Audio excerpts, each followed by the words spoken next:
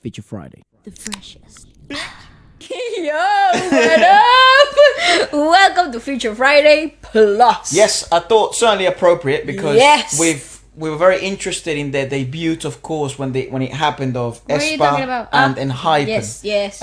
You know, they kind of debuted around the same time, and they have released.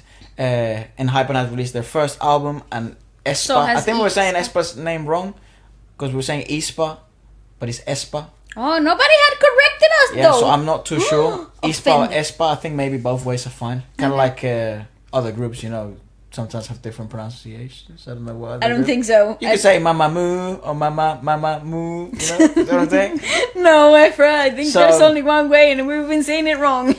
So we were certainly very intrigued to see both. Enhypen is obviously a very different group, and not as a point of comparison. It's just that they kind of came out of this around the same time, and we have checked out their releases this week and the previous week. So certainly the right time, I feel. Yeah. Yeah. So let's get to it because I got a lot Just to share my say. favorite meme of the week. Yeah, sure. Sure. Is it appropriate? Is it friend appropriate? So the story is, I'm in middle school, right? I come to class, Snapchat girl Snapchats me, love you. I say not thick enough, text me later. That child is in middle school, and I said not thick enough. Talk to me later. And this is a vastly different kid with a very different future. Oh my God. What are those? Headphones. I love my kid. Oh, is it headphones? Yes. You know exactly what to do in that circumstance. Anyways, let's start with Aespa. Yes, sir. Um, Thank you for sharing memes. no problem. I appreciate. That's my love language. Any time of the day. Oh fuck, my phone's about to run out of battery. Okay. The name of the album. Yes. It is their first mini album. Savage. And yeah, it's called Savage. Savage. Can you show the artwork, please? No. You have no choice. Savage. Do I say? Blah, blah, blah, blah. Savage Aespa. Yeah, I think a lot of people have seen the artwork, but it's I think so. for those that haven't. I suppose you are correct. I mean, the freaking Stay. aesthetic is just beautiful. I just What? want to show you the pictures. It's this one This here, I know which one it is. Oh. I'm looking at pictures. mate. But show the cover art, mate, please. Sure, sorry. Here, Oh, that's very lovely. Thanks. have the cover art. You know, you just have a little bit of look at that. Oh no, I wanted to see the. How do you expand the picture? I'm not too sure. I don't want to Google lens it. I just want Click to it get. again. See how do you see? Let me just it zoom in full? like that. Sure. Well, That's I good was- enough, right? Suppose that's what it's gonna be. Right. Okay. So 6 tracks, mini album. You know, bang on an EP. And yeah, it begins with Energy. Yes. Energy spelled in the manner same way you spell Aespa or Aespa. AE Energy. And yeah, man, I feel this album certainly. I actually feel this would be one of the albums that is appropriate to have a music video for each one, because I think it would enhance the experience heavily. Because I think it can become overwhelming at certain points, given that they are such a visual forward group in terms of their music videos And their concept, yeah. and the concept, such a visual concept. Not just them, because they're attractive women and they're also good dancers. I mean, in the sense like the 3D and the technology they utilize and all that stuff. But yeah, Energy, certainly a very energetic intro. I think it sets the tone for the album. I said a very bizarre chord progression. Kind of similar issue with the intro of NCT 127's latest album. It was a certainly sets the tune, for what you're gonna get in the album. But I guarantee you that it was perhaps overwhelming for others, perhaps very pleasant for some. We were very on that side. It was pleasant for me, not so pleasant for Walucha. No, I had my thoughts about that album. Yeah, not just the intro, the Energy. That song overall, I liked it. Okay, it wasn't my favorite, but it's okay. Like, didn't really have a problem with it. I said, but I like. But Bali didn't really enjoy that one. I think I thought the drumming, like the rhythmicality of it, is really catchy. Yep. And I thought it was a great opener, but then again, it was definitely not one of my favorites. Every day we get better to be good. Certainly sets the tone, right? of what the album is gonna be. Yeah, I don't know, but I thought it was Bit convoluted. It felt Which is a very common theme. busy. It felt very busy, and I don't know. The lyricism even translated again. This is a problem because we're reading translated lyrics. Yep. A lot of the times you lose a lot of its original intent and meaning through translation. But even in that case, I still felt like it was a bit. I don't know, a bit one of the weaker songs in the album, and I thought it was an interesting choice for an opener. Because why would you open with something that's not the strongest? I feel right? I feel it was actually that its intent was to be maybe not the strongest musically, but certainly one that packs a punch energetic wise. Fair enough. Then it goes to I'll Make You Cry, which I said it has some good moments. I'd certainly feel the later half of the song is my favourite part of the song.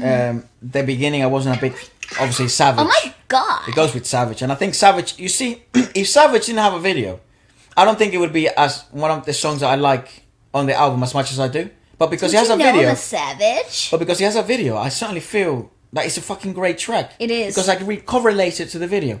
So perhaps I should, we should be perhaps in the mindset of this would be lovely to see live as well. Seeing the lights and I'll the dance. tell you what I think later. But yeah, Savage is the one next, but then I'll Make You Cry.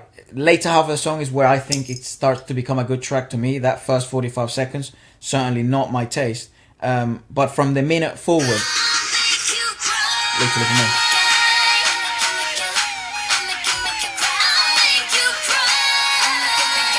It's just vocals are so good though. It becomes what I think they're really good at. I mean, they're great singers, insane pedigree of singing, hence why they're working with one of the labels known for that, SM.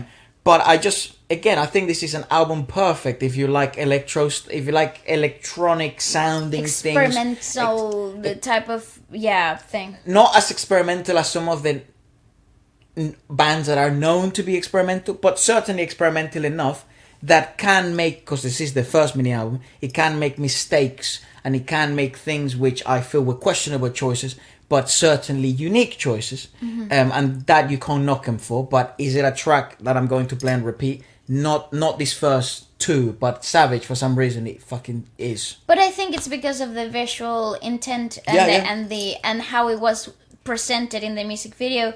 It is the perfect choice for a title track. I agree. Well done to them, yeah. 100% agree. After listening to the whole album, Savage included, I think that is for sure the best title track. And that complements the whole concept of Aespa as a whole, right? Right. So I said that it was busy. A lot of futuristic sounds throughout the whole number, which fits the aesthetic, but at the same time, it took away from the congruency of the track itself. I thought, obviously, the vocals absolutely insane. The layering is just perfect. There was some harmony work that's happening there that is really suspended, is really close to the tune, and is just so great because it pings through. Because it's above the tune, so it becomes really pingy. It's really bright. It's beautiful. I said that the break towards the end reminds me of that 2010 Rihanna era, which was kind of like electronic pop, electro pop, that it was somehow really big on vocals at the same time. Kind of gave me flashbacks of that, but it hits the spot. I think it towards the chorus. The chorus, from the bridge into the chorus, I think that section right there really hits the spot for me. Apart from that, I just felt like, again, there were really good moments in the track. Yeah, it's only good moments. Favorite moments, great. I mean, I think the moments that I enjoyed the most, like the break and the chorus itself, were highlighted because everything else was so combobulated. It was so heavy on everything else. I think that's why those moments were highlighted, because they became the center of attention for other reasons. But as a listening experience, hard to digest. I think it lacks replayability. However, saying that, maybe these songs, because it's fair to approach these, because other people love them. Yeah. You know what I mean? They're not my favorite, but other people adore them. So maybe the songs do grow on you. You know, like perhaps I don't know. I'm not too sure. This is a first time listening, and that's a really good point to also explain, because I think a lot of the times, even from my own listening experience of a lot of albums and other artists, you listen to the album once and then you kind of like, oh, I didn't like that, but then it replays again and you're like, wait a second, that actually is fantastic. Best example that comes later on, but let's carry on to Yeppi. Yeppi. Because they also say Yeppa at one point. Yeppo, and it's because it means pretty. I'll explain. Explain. I wrote about it. So I feel like it, sound production wise, I'm really intrigued to see the behind the scenes and how you produce and come up with an idea like this, because it's so mental and it's like the beat production like version of vocal chop. You know, like how you chop vocals from different things and then you put them in one song. And you create. Yeah. Yeah. Sorry. Bless you. Bless you. Thanks so much. No problem. Yeah, so I'd love to see like the behind the scenes of this and see how the producer came up with these ideas. Truly amazing that you can come up with so much. It feels a bit like like a game soundtrack, that type of stuff, which I think is common in their sort of universe and concept as a whole. This was probably the one that I felt I either have to listen to again several times, or I feel the only way I feel like I'm gonna let it would shine to me would be live. As a studio track, it wasn't for me. Certainly not made for kind of, I guess, someone like me with the. You'll see what the type of music I like, and you guys know, given the Aespa album as well. It wasn't a song for me. I actually felt it was a bit messy in certain moments, but I'd love to see it live because there is so much going on. This was the track that had the most going on. And yeah, I don't think it was my favorite, but perhaps it is some of your favorites. So I'd love to hear the logic behind that one. Okay, so I wrote Yeppi, a wild one from a beat production standpoint. Yeah, insane. It is incredible. Like it's really like all over the place, and then you've got so many different influences and so many different sounds. Yeah, you're building different aesthetics, and the goal as the song progresses, you're hearing different things constantly. It's really, really busy. It's really, really full on. Way too stimulating for me. Like, I don't know, maybe... Yeah, I felt overwhelmed with it. Yeah, definitely overwhelmed me from a beat production standpoint. Again, I think I would need to listen to this whole album a few more times, and really look at them from different perspectives after reading your opinions in this podcast, because I had a hard time digesting this particular song. And that's okay, like, you don't have to like everything. And No, but I would love to see what other people's opinions are, because that also helps you open up your perspective. I feel if it is overwhelming life, that's probably good. Absolutely. Because you want to be fucking overwhelmed. You want to be experience so many things. Well, you pay money to be mind blown.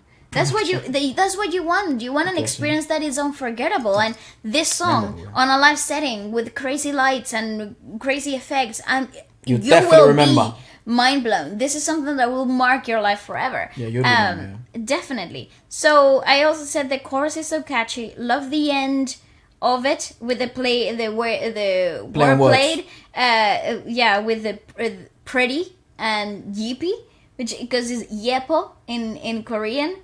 Yeppo, and then Yeppi towards the end of the line, and I think it's so cool because it's phonetically really catchy. Even if you don't speak Korean, you're like, oh, that's it. That's the moment that you're gonna be singing along to.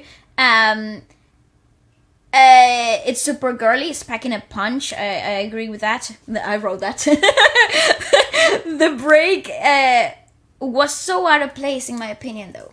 The overall listening experience was really, really messy, because the break comes in and they take everything away and they make it like a ballad break towards the end of the chorus, after having freaking EDM and then commercial R&B and then making it into something else, and then there's ballad break. It just felt so out of place to me. I think it actually needed a break. The problem is, I don't know why choose a ballad break. They could have chosen, perhaps made other decisions. I don't know. You could have gone with again, I think the whole idea of the song is to be disruptive. I think that's the whole concept of it. And so was the instead of going with the predictable choice of break, why not choose the complete opposite? Because I would have chosen something like an R&B, commercial R&B break, right? The thing is, why have a break? Have the break in the same genre. You can take everything away, still maintain electronic sounds, take the beat away, take the 808s, take the bass away, and the beat, no snares, and create an atmosphere, like a spacey, atmospheric atmosphere. But they gave me power ballad break, and it just felt so out of place. It caused resistance. Then it goes into a song which, these last two songs, I certainly feel the last two songs of the mini album were the strongest, apart from Savage. So they're 3 for 3 in my opinion. But 3 for 6, sorry.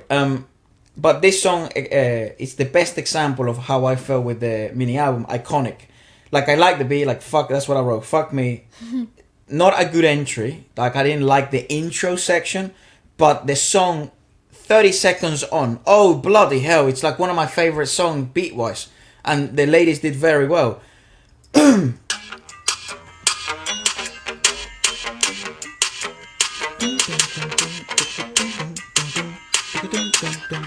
That beat is one of the best beats I've heard in the whole year. It is so good. I agree. It's fucking unreal.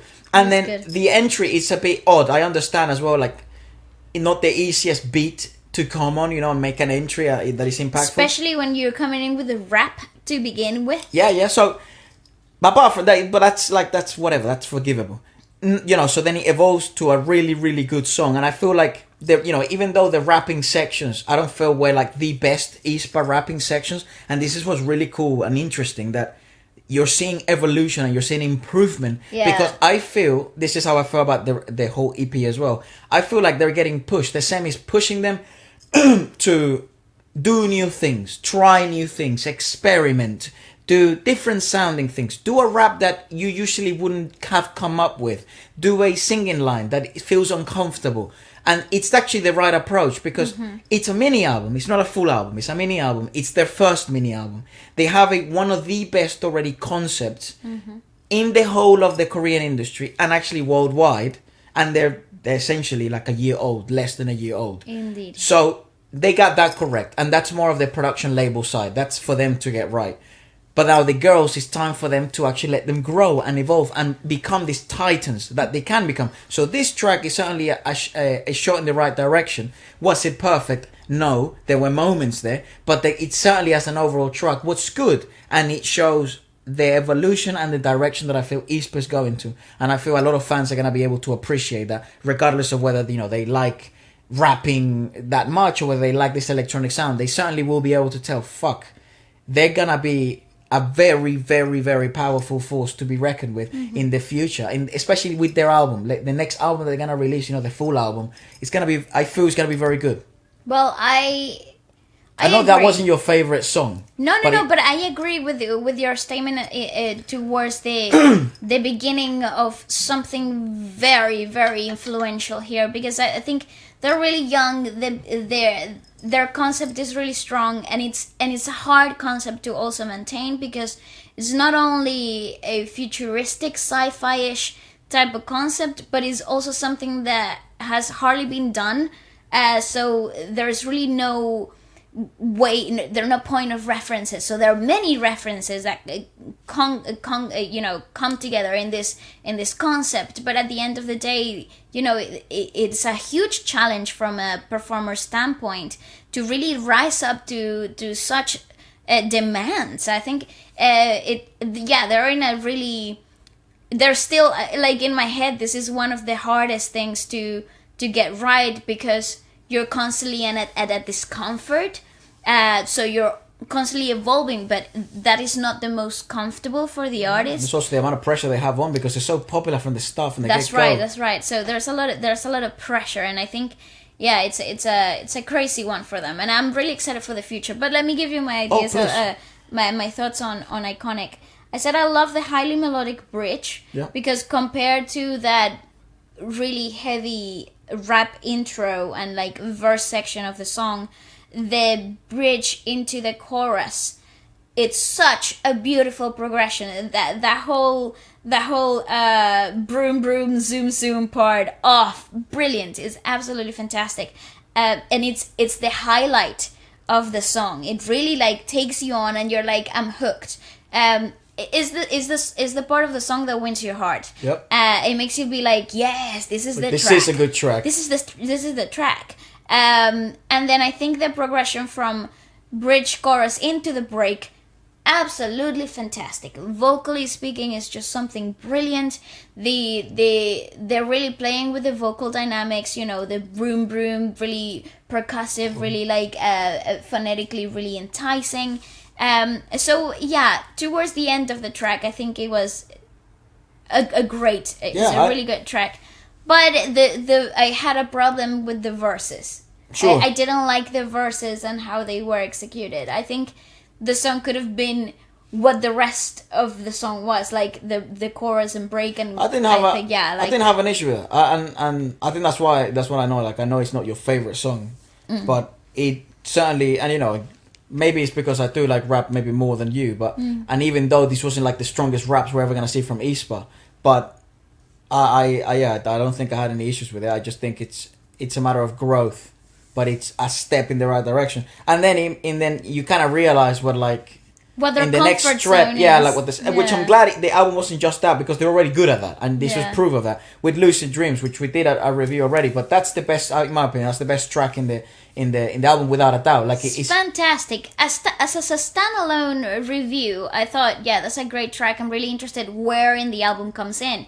But as an album compilation, I love that it was the finish, the grand finale, because it lives in a hive for sure. Exactly, it really is it's a really high quality product, regardless of whether you like the music production of it, whether it was your genre of choice. Whether you know who they are or not. Yeah, I think overall it's an incredibly outstanding, well produced piece of work, and yeah, one of the best songs they've got, I'd say.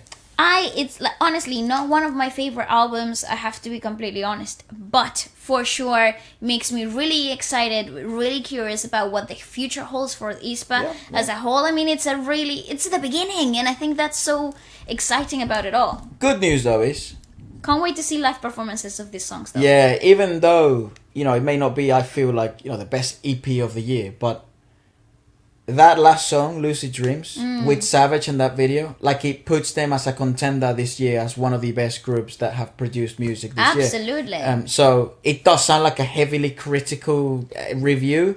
Sorry. No, it's no need to apologize. We don't have to like everything, and I think that's the lovely thing about the podcast, that we can discuss and things like that, which is brilliant, and we can obviously then read the comments and see your points of views.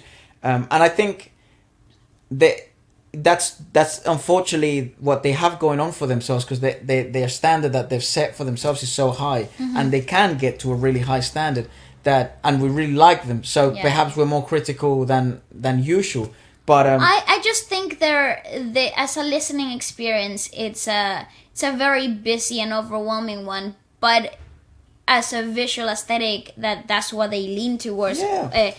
This is about to become very exciting, perhaps one of the fan favorite eras of Aespa, because as a visual aesthetic, it's so congruent and it's so strong and it's so grounded. But I mean, it's if you look at the review of Lucid Dream, you'll realize that you saw 4 girls in the thing that they're best at. That's right. What I feel they're if not one of the best girl groups that does R&B. I think so. I think actually, perhaps this year, the best.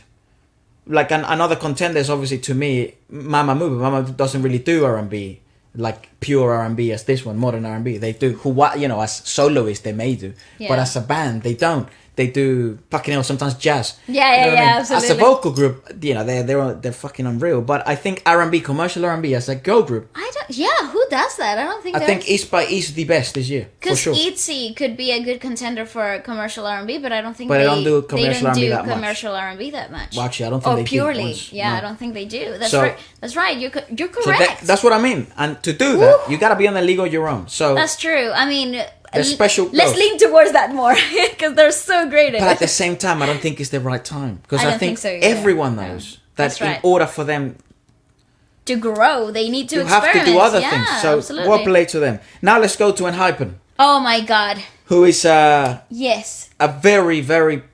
I was very pleased because it was unfortunate that I went into this review of Enhypen with insanely high expectations, because I've really enjoyed their mini albums. So to have a full album, I was like, oh my god, am I gonna like this? I fucking hope I do. Yeah. And can I say I was pleasantly surprised that I was so satisfied. I actually feel it's one of the best albums of the year. It is like even the number of tracks, because I have a thing about the number of tracks that you can have in a full album. But as a whole, I think It was only 8 songs. yeah, I know it's a perfect number of tracks. I think it just 8 to 10 in my opinion. oh, it's just great. Anyways, but please do start. I do apologize if we're rushing. We have podcast. We have podcast. Yeah. Yeah, so the intro. I'm glad they've introduced intros. That's a brilliant idea that should always be kept. I think another band that did that really well was Ben and Ben. Ooh. And the intros and the outros, fantastic. And interludes, fantastic. Obviously, Lady Gaga 2 years Beautiful ago stuff. did that very well. But yeah, the intro, it sets the tone fantastically. It's beautiful. Can we agree on that? Oh, I said dope. Dope. That's Love the poetry. Okay, yes, please do say so. Oh, go on, because you did recognize the poetry, didn't you? I had no idea what it was. I didn't recognize the poetry. I thought I thought it was familiar to this. Ghost. They agree though. Yeah. Yeah, I thought I thought I recognized that piece of poetry, but I think it's original to them. I read the credits later. But I just wanted to highlight the difficulty of poetry reciting as an intro of a music album, which is not poetry focused. Yeah. The storytelling aspect of it is such a high demand. No, but there's so much pressure. I don't think you understand, because it's nerve-wracking to go from a poetry opening into something else. It's something else that's completely different to what you just heard.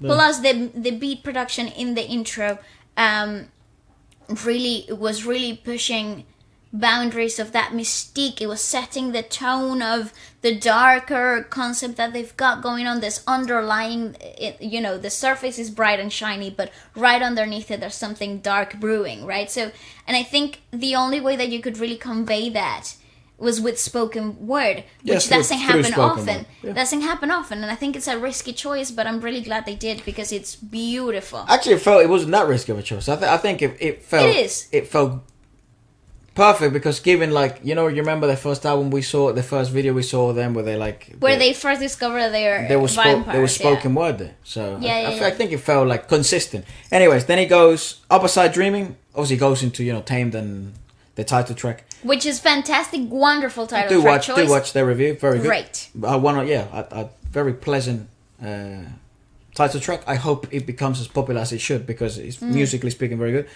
Upper Side Dreaming, I said, I basically started the review of that, that's the level. That's the level that we're setting, and that's the level we should only accept. Yeah. If it comes to this traditional electro-pop, commercialized pop sound, that should be the minimum in terms of studio projects. Mm-hmm.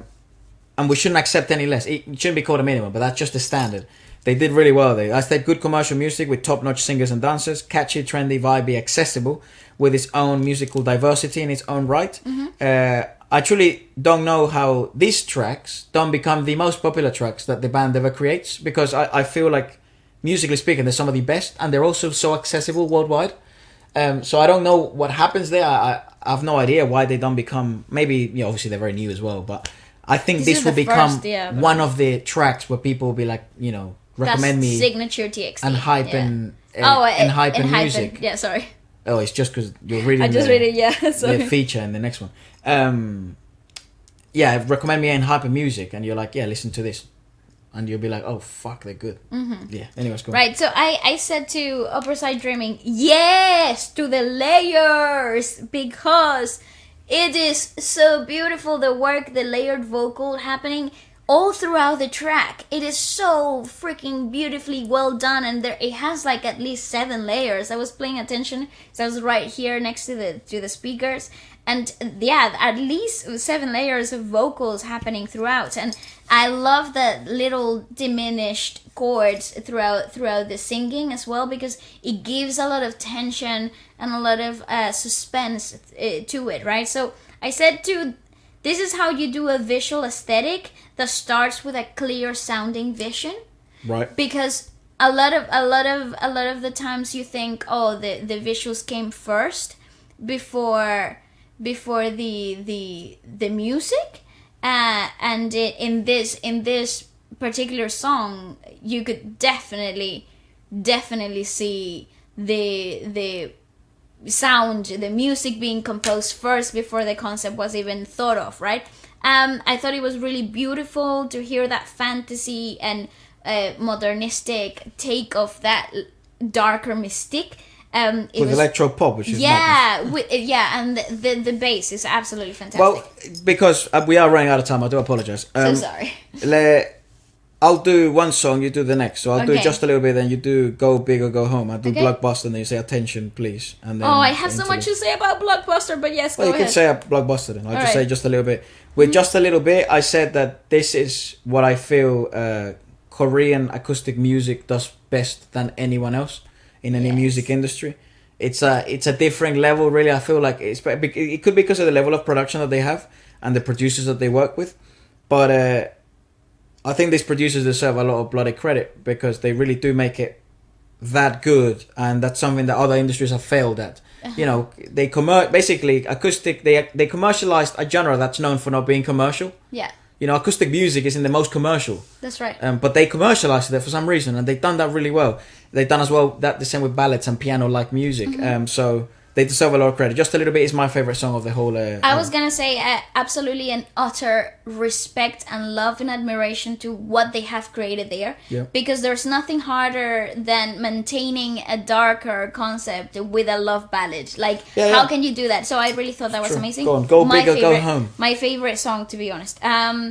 Go Big or Go Home needs to be played in every club in London. That is Well- a banger because the producers are also British. Yeah, I Putting felt it like out there. Oliver Heldens or Medusa. Like, what the fuck is going on? I felt like I was actually in a club. It's Bank PD, and like the rest of the producers are British. So Brilliant. yeah, they're English. Go on, Okay. do share your thoughts on Blockbuster, please. All right, Blockbuster, definitely an 80s rock vibes with that electric guitar riff at the beginning. It opens. It opens with such a bang. Somehow all I see is like werewolves running really fast. Honestly, didn't see the R&B commercial chorus coming in after that garage verse. Like, I did not see that thing, that progression happening. But it's not bad. I just think that is my least favorite song of the album. Yeah. But I think it's my least favorite song of the album because everything else was so outstanding up to that point. It wasn't like a shit track. It's not a bad song. I just None think of these people make shit music. No, like impossible. They I can show you people that make shit music. This is not it. None of these guys or none of these girls are. This is not it. But yes, up to this point, everything has been such an highlight, such an outstanding production of everything, and I just felt like this particular song, especially from the beat and listening standpoint, wasn't my favorite. Attention, Please continue. please. This is. I mean, I probably should let you review this because this is basically. It felt like I was back in Green Day days, and punk pop rock became a thing all of a sudden. Oh yeah, Avril Lavigne, yeah. Yeah. So Lavigne, you know, who thought they would be this good at Oh this? my god, that's what I wrote! Yeah, no, I didn't fucking see this coming. I didn't know they would be this good at this genre. No, I know. And Did this they is what knock at the door? No.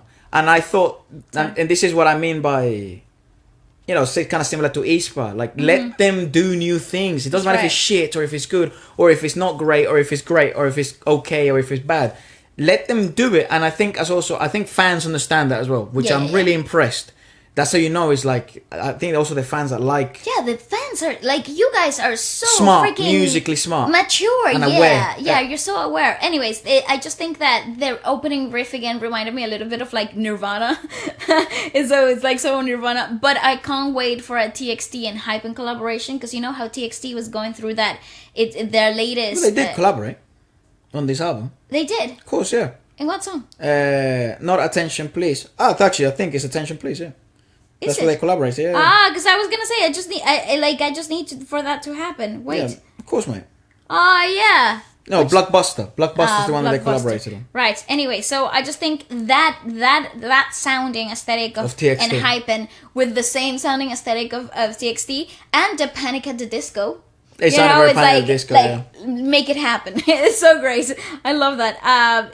who knew they would be that good? That's what I wrote. Yeah, I too. feel like I'm listening to something completely new. That's what I felt like, that you don't get from the usual norms that, you know, K-pop boy bands have to adhere to. That's true. So I really that was like refreshing. It is. It was refreshing. And then there's the interlude question, just to finish. I didn't think it needed words. You didn't think I it thought words? it was an absolute beauty of an instrumental. Apart from then the fucking electronic drop. Well, let me tell you about it. Yeah, go on.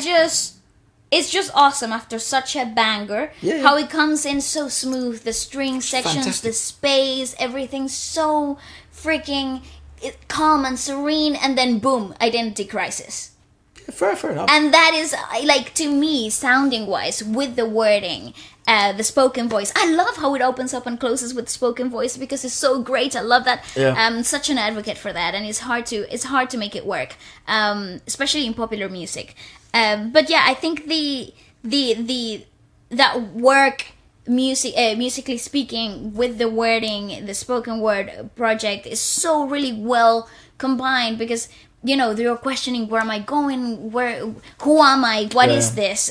What is this change that I'm feeling? And then I love that there's such a storytelling standpoint to it all, because at the end it finishes with that idea of this is only the beginning. Yeah, You're well, only starting the journey. The Like Enhypen universe has just begun. this is only the epilogue to your really cool fantasy book. It's certainly a very good album. I think it's one of the strongest albums for sure of the year as a whole project. Oh my God. It was So like late. 7. It was like 7 out of 8 in my opinion. I only didn't like blockbusters, and I think I would like it as a standalone song, but as a listening experience overall. I'm sure it was probably one of the favorites, given the connection of fandoms and stuff like Oh that. yeah, I'm But pretty sure it's cool. as always, this isn't like a final review. This is more like a No. discussion of what we felt through As discovering a this. first time listening experience. Yeah. So do feel free, please, to share your thoughts in the comments, and let's discuss all these things. Yeah. More than happy to share our thoughts even in a future date regarding this, because sometimes projects do grow on you. And apart from that, we have to go because we do have a podcast. And lovely stuff, guys. Thank you so much for tuning in, and goodbye. Stay fresh, everybody.